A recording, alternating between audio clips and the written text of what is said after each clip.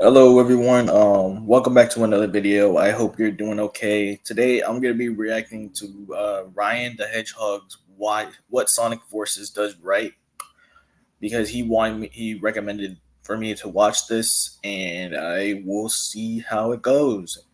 And I will put his channel in the description below, so make sure you subscribe to him. You know, also subscribe to my channel if you haven't and turn on post notifications. And so yeah, let's get started.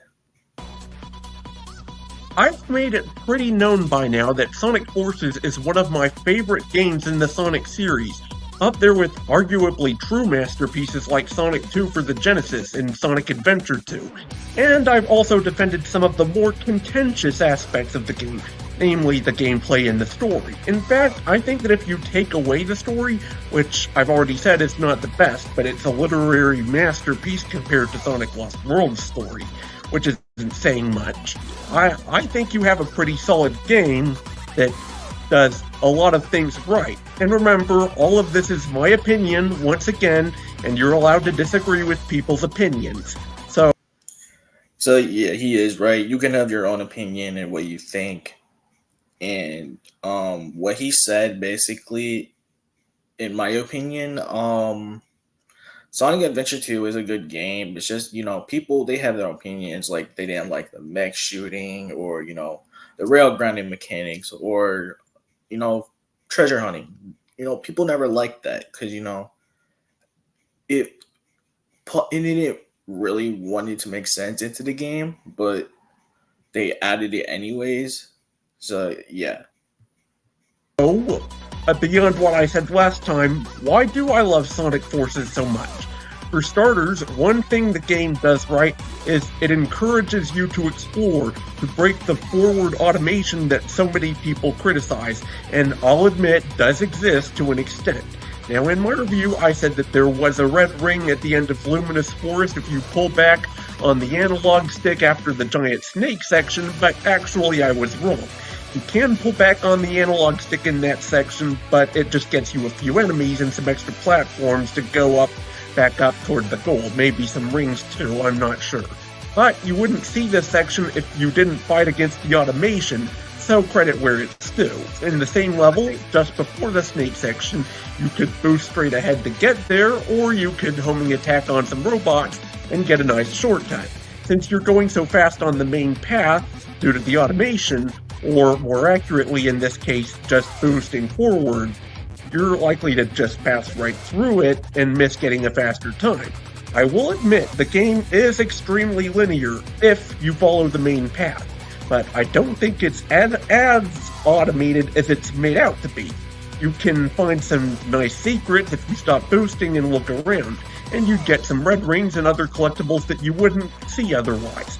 Aside from that, there's the customization of your avatar character, and there are plenty of options to make them look different. And one of those... Honestly, I like how they added where you can customize an avatar. It's like the very first thing that they ever done in a Sonic game. And I like the avatar story as well. And also with Shadows too. It kind of connects, but you'll get the gist of what I'm saying.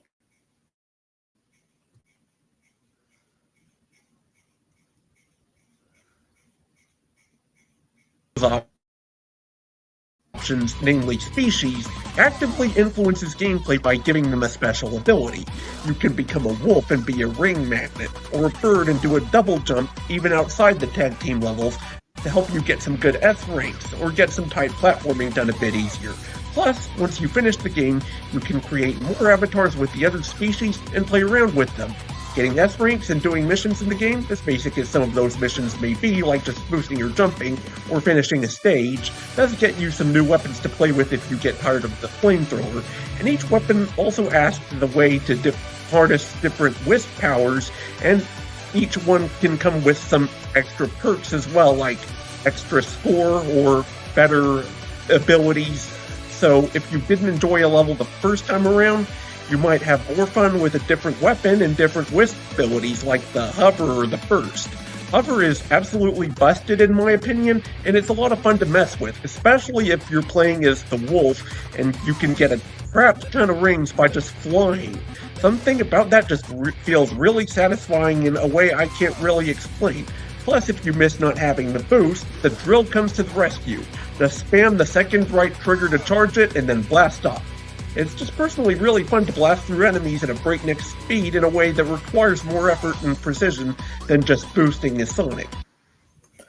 Yeah, I agree. My favorite wish power for the avatar was between um flame and lightning. Because with lightning, it's basically a light speed dash, but for your avatar. But with flame, you also get to higher places and you get to a higher part of the level that's hasn't been explored. And if you want to annihilate enemies in an instant, then the Cube, Void, and Asteroid Wisp bonds have you covered. Now, the Wisp abilities you get from them aren't as good as the ones like Lightning, Hover, and Burst, but something about shooting a black hole straight in front of you to suck in robots is just personally really badass. Then there's the fact that for the most part, this game has pretty solid bosses. The only two bosses I didn't have much fun with were the Zavok fight, which feels like a waiting game, and the Avatar vs. Infinite fight, which feels kind of tedious. But other than that, the game's bosses are really fun, and in my opinion, pretty well designed. You have the nostalgia-baiting Egg Crusher from the first Sonic game, which then fakes you out and turns into the Egg Dragoon from Sonic Unleashed, which throws block hits at you that you have to dodge, and then rocks that you can either knock back at it by jumping into them, or rolling through them on the ground. Overall pretty fun. And there's also Sonic's first fight against Infinite, which has you chase after him on a series of tubes like the ones in Sonic Lost World, but it also throws some neat obstacles at you, and if you hit them, you get thrown into a harder version of the level with more obstacles, all while you have to manage your boost power to stay close to Infinite so you can attack him, and make sure you don't miss any Wisp capsules so that you can keep your boost. And the tag team bosses against Metal Sonic and Infinite are also lots of fun, requiring you to stay close by keeping that boost gauge full, while also dodging obstacles they put in your way. And then there's the final boss, which is arguably a better version of the Egg Dragoon fight, the second Infinite fight, and the tag team fights against Infinite and Metal Sonic in one final challenge. The first time I did this boss level, I struggled so hard on the Avatar section, but I definitely enjoyed this boss sequence. The gameplay of Sonic Forces is by no means the best designed in the series, but if you know how to have fun with it, it's a blast. It's also... Yeah, I kind of agree. Blasting through the same levels over and over again in Sonic Forces was pretty cool. And, playing as either Sonic or classic Sonic or, the Avatar, or even playing as Super Sonic was pretty fun too.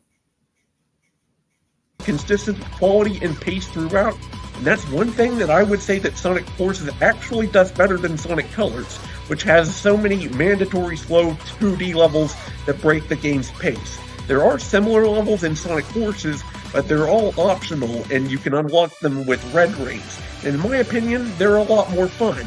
All in all, Sonic Forces is a good game, at least to me, that gets a lot of things right, and I understand why a lot of people dislike this game, since there are genuine problems and it's not what a lot of people are used to, but overall I think the good outweighs the bad. And if you haven't played Sonic Forces all because people tell you how much it sucks, I'd actually recommend that you try it out. It's only $20 on console, and most of the DLC is actually free, including the episode Shadow levels that give you a decent bit of extra challenge, including one level that took me such a long time to get an S rank on.